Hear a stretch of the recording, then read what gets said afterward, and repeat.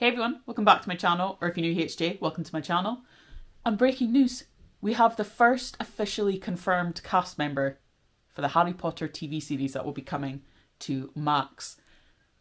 John Lithgow will be playing Albus Dumbledore, the headmaster of Hogwarts. It has been confirmed by the man himself. My friend Warren sent me this Screen Rant article and I'm like half in shock and half in disbelief. It's just, obviously as someone who's loved the franchise for so long, it's weird, and it will be weird seeing people play these different characters, but I love John Lithgow as an actor. And it is also breaking one of the rules that the films had, which was it had to be British cast only. So does that mean we're going to be getting more American actors in the series as well? Because this is only the first officially confirmed cast member that we know of. We still don't know who's playing the Golden Trio. There's been rumours about who will be playing other professors and other characters. We will have to wait and see, but if he's confirmed that he's playing Dumbledore, does that mean we've got more cast announcements coming soon? I don't know. But like I said, I got sent a Screen Rant article and Lithgow himself commented, "Well, it came as a total surprise to me. I just got the phone call up at the Sundance Film Festival for yet another film, and it was not an easy decision because it's going to define me for the last chapter of my life, I'm afraid. But I'm very excited. Some wonderful people are turning their attention back to Harry Potter. That's why it's been such a hard decision. I'll be about 87 years old at the wrap party, but I've said yes." The article goes on to say that they're not sure if he was supposed to give up that news quite yet. But hey ho. It says the show is currently targeted a release in late 2026 or early 2027. It's confirmed that the filming of the episodes will begin this summer at the Warner Brothers Studio Tour Leavesden in the UK. And now that he's broken the seal, so to speak, with announcing his casting, does that mean we will have more in the following weeks?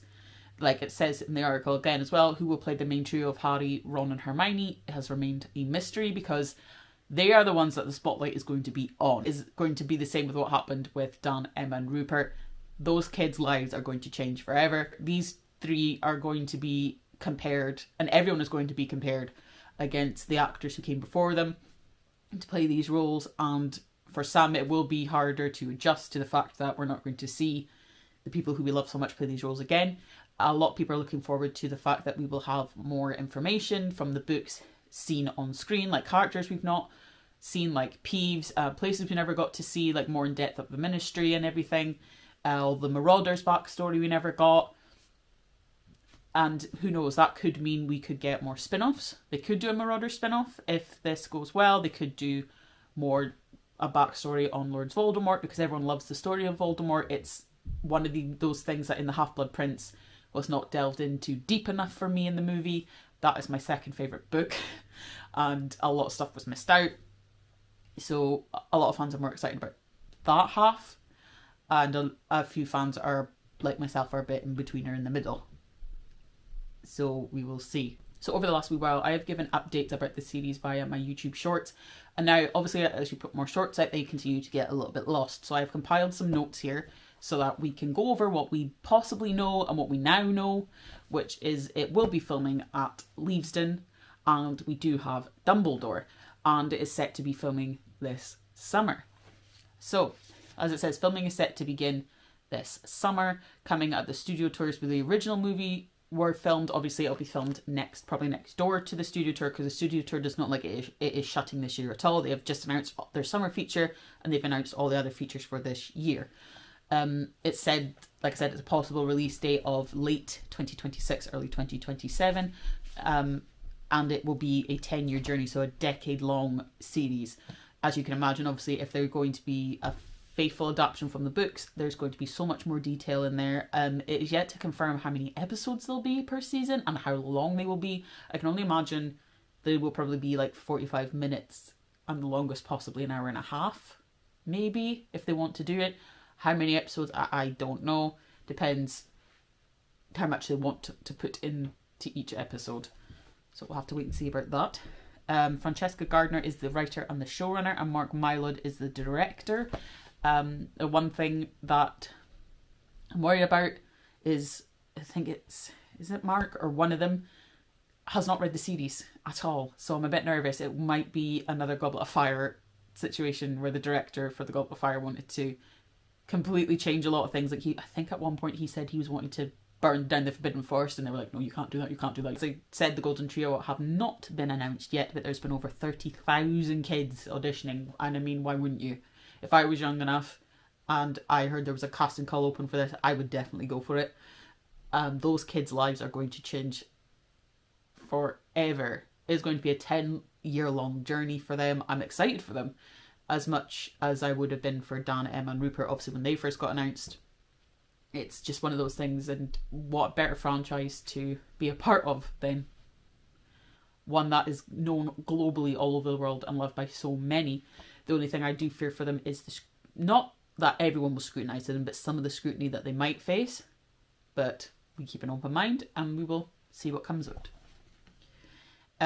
It said that Peeves will be making an appearance in this series. We all love Peeves. He was obviously supposed to be in the first movie, but they cut him because the kids could not stop laughing at the actor who played him. They tried every trick in the book. They were just like, we can't keep you in. We just don't have any footage to use.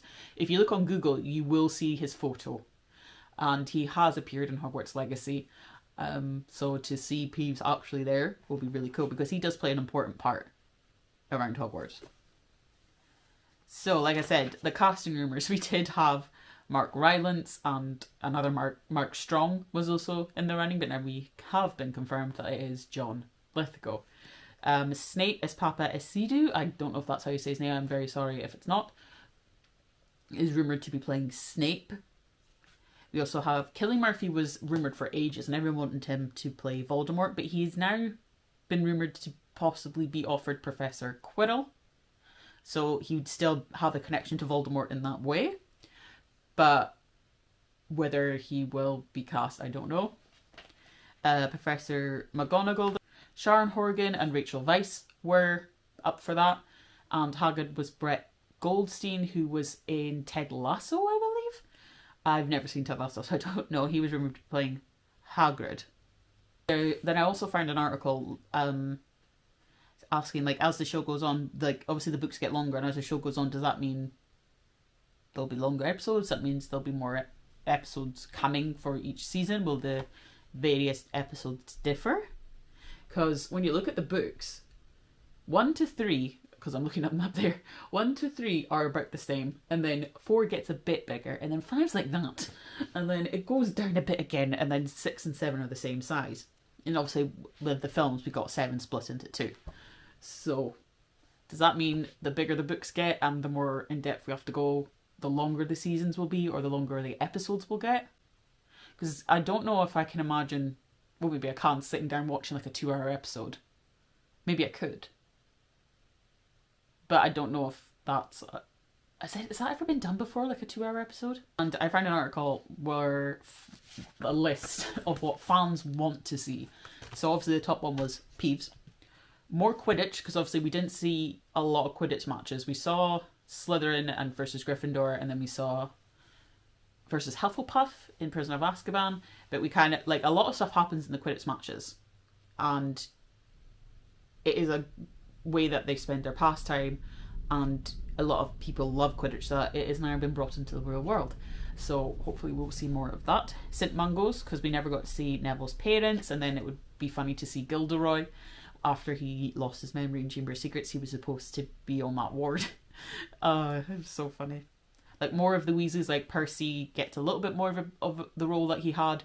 Bill as well, and Charlie. We never got to even see Charlie, except for that one clip in Prisoner of Azkaban when he showed them the newspaper clipping from Egypt. The Death Day party, more of Voldemort's backstory. As I've said, it's probably one of the best backstories. It's so dark, it's so creepy, but it's so right for Voldemort. Spew, we need to see more SPEW. More Marauders, more explanation about the Marauders, because if you read the books, obviously there's more explanation, but in the film, you weren't even told it was Sirius, James, or Remus, or Peter that even made the map, because obviously you might get it from The Map Never Lies and how Remus suddenly knew how to work the map. It would be nice to see more backstory of them on screen, like how they became Animagi and how their friendship developed. Be really nice to see the Horcrux story. Again, we didn't get to see how all the Horcruxes were made in the film. Obviously in the books there's more detail. I'm going to keep saying and repeating that phrase because it's true. And getting to see it on screen will be really awesome. More Rita Skeeter about how she was an animagus, and we never got to see that bit because at the end of the book Hermione keeps her in a teeny little bottle. Everyone's saying fix Ginny, which is, again, I will say is not Bonnie Wright's fault. Even Bonnie Wright agrees that Ginny in the films wasn't given a lot of scope because obviously they had to cut things down, and even she agrees that she didn't play Ginny to the best of Ginny's potential. Again, obviously the fans don't blame her, but we want to see the Ginny that Harry fell in love with in the books. And again, the past with the Gaunts, because the Gaunts play a very important role in the development of Horcruxes and Voldemort, so they need to come into play. We do get a little bit of history in Hogwarts Legacy with Ominous Gaunt and how the Gaunts are connected to Salazar Slytherin, and obviously that's how Voldemort is connected to Salazar Slytherin as well, and that's how he's the heir of Slytherin. So we got a little bit of it, but it would be nice to see the characters and how actually horrible and nasty they all were. Will be really interesting to see. So that's it for this video, guys. That was my quick update on the Harry Potter TV series. What do you think of Dumbledore's casting? Let me know in the comments down below, and I'll see you guys next time. Bye.